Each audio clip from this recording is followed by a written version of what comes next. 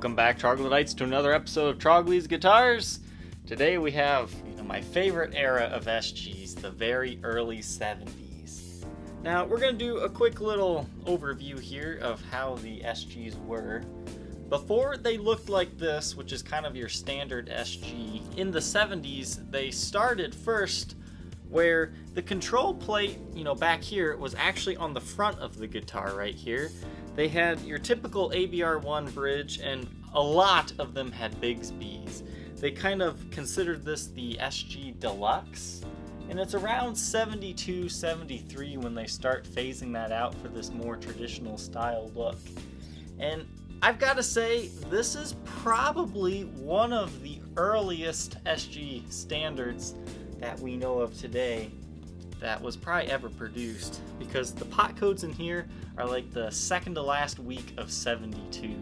So this is a 72/73. You could go either way. There's no real way to know for 100% sure. But this is a very early example of an SG standard. Something that is unique about this particular one is just like the SG Deluxes, they had rosewood fingerboards. When they kind of switched over to this body shape for at least the next few years until around 75, 76, SG standards actually got ebony boards during that time. Some of them didn't have binding on the neck either. But this one is kind of like that rare early model where it does still have a rosewood fretboard. So if you prefer rosewood to ebony on your SG standard, this is a perfect one. It's becoming increasingly difficult to find these things at reasonable prices because they've been so critically undervalued for years. Go back and watch all my other early 70s SGs, and I say this in every video, they're critically undervalued. You used to be able to pick these up, I think it was about 3 or 4 years ago for under $1,000. Now you're lucky to buy a Headstock repaired one for $15.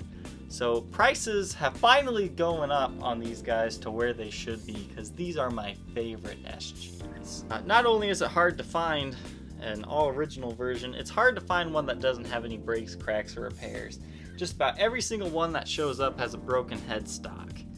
Now, when I bought this guitar, I was told this is a survivor.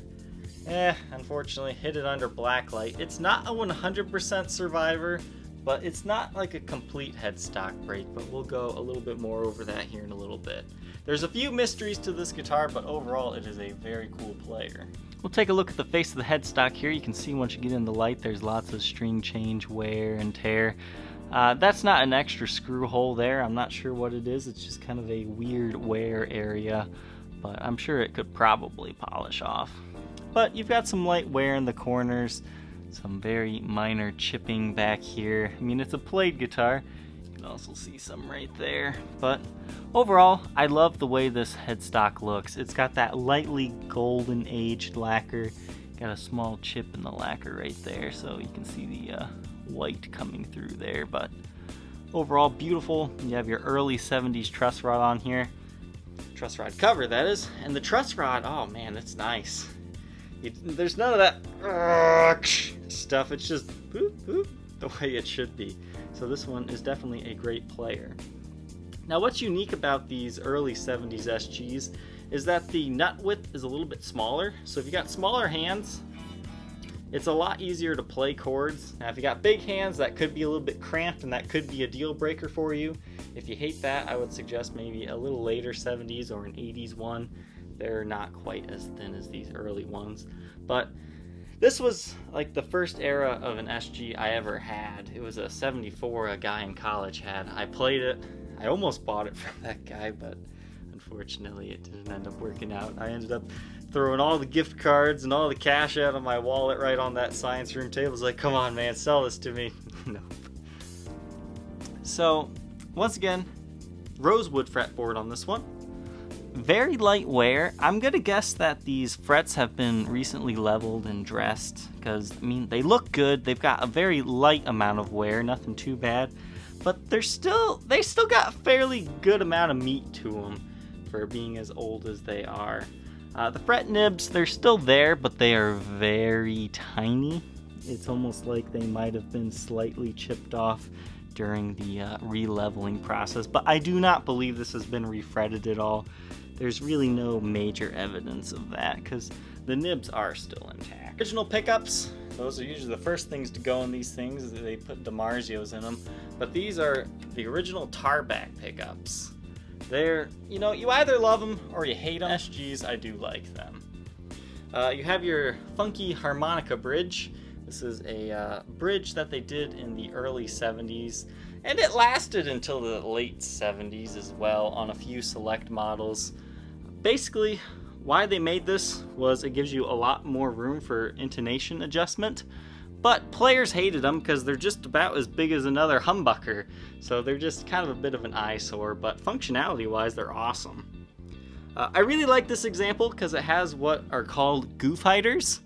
When Gibson made a boo-boo at the factory, like either they routed it in the wrong position, had to plug it, or they did some damage to the wood, they put these little goof hiders on around it. So this does have that really cool early 70s goof hider thing. Sometimes you'll find them around the bridge. Something to go over here. I have absolutely zero explanation for this. You can see here by the controls, it's darker by them. It makes no sense. I'm not sure how that happened or why that happened, but it's around all of the control pots and the input jack. Now, my first thought, which is probably your thought, is okay, SGs are pretty common to crack in these areas because they're a little bit weaker. If you hit them, it could cause some type of damage. So at first I thought, okay, that's probably just a darker touch-up. There's probably a crack somewhere on there. I looked long and hard. I do not see any type of repair there. And when I hit it under blacklight, it's the original finish over it. So that gives us one of two options. The stain didn't quite catch there. I mean, once you get a close-up look, you're basically just seeing what the mahogany color is. It's kind of got a weird, slightly yellow tint to it because of how it's aged over the years. But these areas just have not aged and didn't like take the finish over it. Or this whole guitar was refinished very early on in its life. I can't rule out any of those theories. I can tell you it feels like an original finish. I really don't think it's been refinished completely because, I mean, it blacklights correctly, but if it was refinished, you know, within 2 years of its life or whatnot, it would look about the same anyways. So this is a mystery. I don't see any signs of repairs in that area, but if there was a repair, it was really good because I can't see it. It's just a little bit of a mystery in that area. Besides that, I mean, it's just a player's grade guitar. You've got some light nicks and dings here, some scratches. I mean, these early 70s standards are amazing. Very AC/DC-like. You've got kind of a larger chip in the finish right there, a ding. And once again, that strange discoloration. Back of the headstock here, serial number is 7782. It looks like 65, made in USA. You have a volute here. You have your very early Gibson tuners. They used this type of tuner, I think, until around 73, 74, and then I believe they switched over to the Schaller types. I could be wrong on that. But these are kind of the early, these are still made by Schaller, but they're just kind of more Grover in style, how they have the screw hole on the bottom of them. But you've got some light nicks and dings at the top of the headstock here, but overall nothing too bad. Now this doesn't have the typical smile headstock break, but it does have a touch-up right here. It's going to be hard to see. You can see it's a little bit darker in finish right there. And the seller that sold this to me didn't know about this. I had to bring it up to him, and we worked it out to where I would keep it. And the only reason why I kept this one is because it wasn't a smile crack.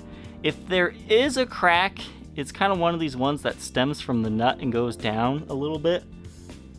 You can kind of see what I'm talking about, this little light area right here.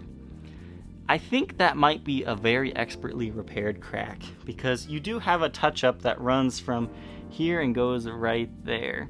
So it's either that or this guitar was played so much in that position that the player had worn through the finish there and got it touched up. I don't really see like a complete break or crack or anything.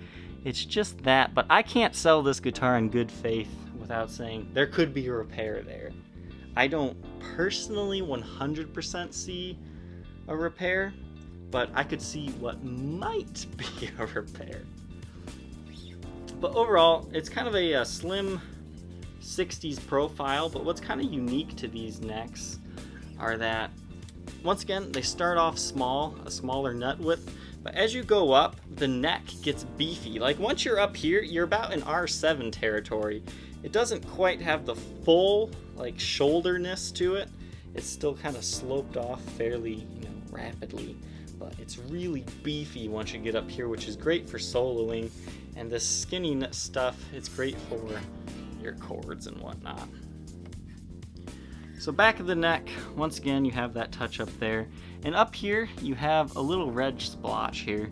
And at first I was like, oh yeah, a strap probably sat on it in the case or something and stained it there. You can see it's red. But then I took a look at the case. The case is purple. So then I put this in the case, and sure enough, that lines up perfectly where the neck rest is on the case. So the case actually stained this guitar. So you got that little red kiss mark right there, I guess you could say. But this is a 3-piece mahogany neck. Awesome. I can't say enough about these early 70s SGs. They are my favorite SGs. Back of the guitar here, obviously got some scratches. This was definitely a player, but definitely well respected. No major buckle rash, but you do have some buckle worming. We'll take another close-up look here. You've got a scratch there. Beautiful wood grain though. And all the electronics in here are original. Once again, you have very late 72 pots. Everything is untouched and functioning. So you've got some light buckle worming there, but if you can live with that, this guitar's cool. I really like it. Sides of the guitar show some light wear as well. Shine the light through it.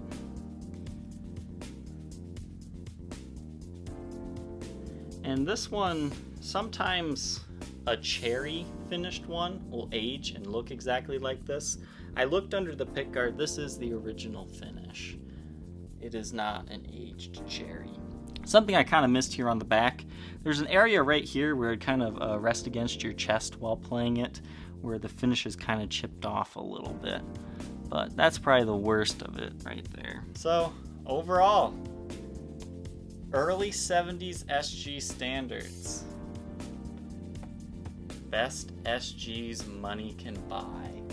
I've had countless modern SGs, and I've had a few 80s SGs, late 70s.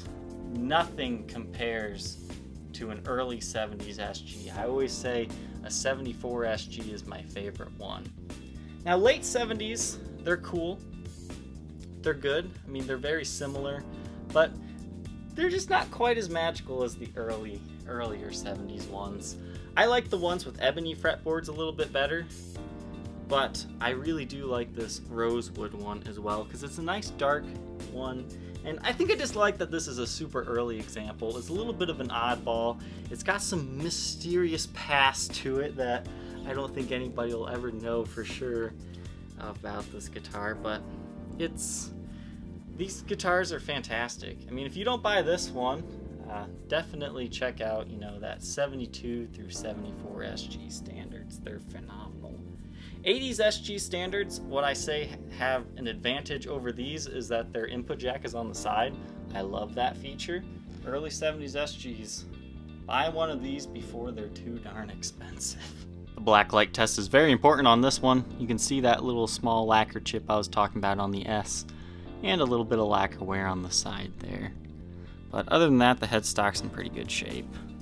The front of the body, you can see you got that little bit of wear there on the side, and some light nicks and dings. There you can see those goof hiders a little bit better, and that ding underneath the tailpiece. But there you go. There's the control cavity part right there, where it looks different on the front, but under black light, everything glows the way it should. There is no, disruption to the finish. So that either means the finish, for whatever reason, just didn't take there, or the whole guitar was refinished very early on in its life. I don't have the definite answer. I'll let you guys say what you think. Got a small ding there on the side, but everything else is good on the front of the guitar. Back of the headstock here, you can see some more fine lacquer chipping around the top of the headstock, but overall not too bad. There you can see your serial number a little bit better, 778265, made in USA. And here's where it gets interesting. This is always when my heart sinks. It's like, oh, I thought I had found a really nice SG. I still did find a really nice SG. This is just a mystery to me. So once again, right there, just in that area, there is some type of touch-up. You can kind of see what I think might be a repaired crack right there. But, you know, those cracks are very minor. Usually they don't even need repaired. So if that is a crack, it has been repaired, and it's holding up great because this guitar plays awesome. There's also that small chance that that's not a repaired crack, and that was just the finish that was worn away and the guy wanted, you know, it to be finished back over. But I'm selling it as a repaired guitar there, but hey, at least it's not that giant, complete headstock snap-off crack, as all of these seem to have nowadays. So the rest of the neck is fine. There, once again, you can see the case kiss area.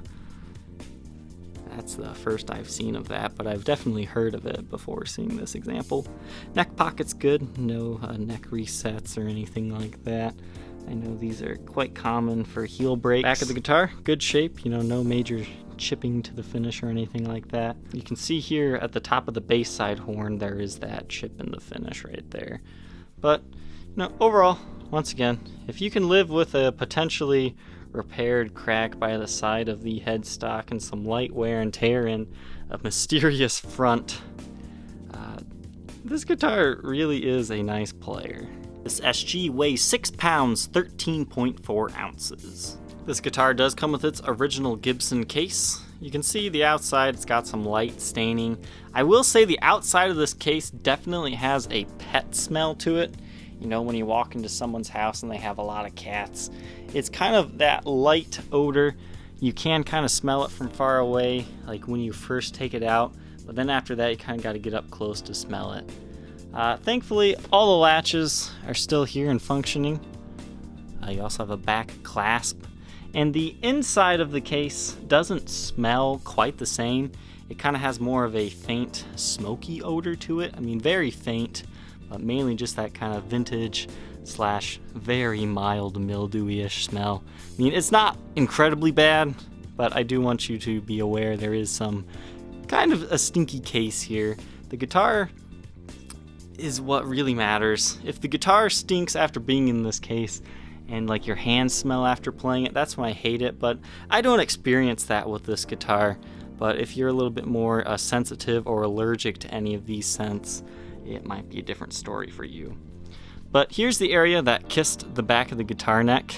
A new theory here is it might not actually be this. It could actually be the pull tab here, because it likes to rest right there. So I'm wondering if that's actually what stained it and not the actual case interior itself. But overall, it's in good shape. It could use a sweeping out, but it does protect the guitar. The cleans will be running through a Gibson Super Gold Tone GA30RV. The dirty tones come from a Marshall JMP 1C.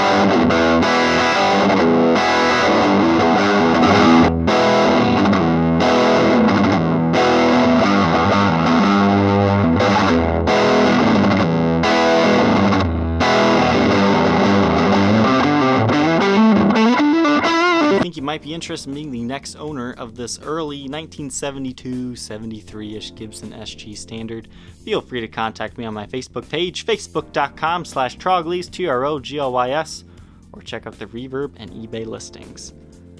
Alright, Troglodytes, I hope you enjoyed. Don't forget to like, comment, and subscribe, and we'll catch you next time. Take care.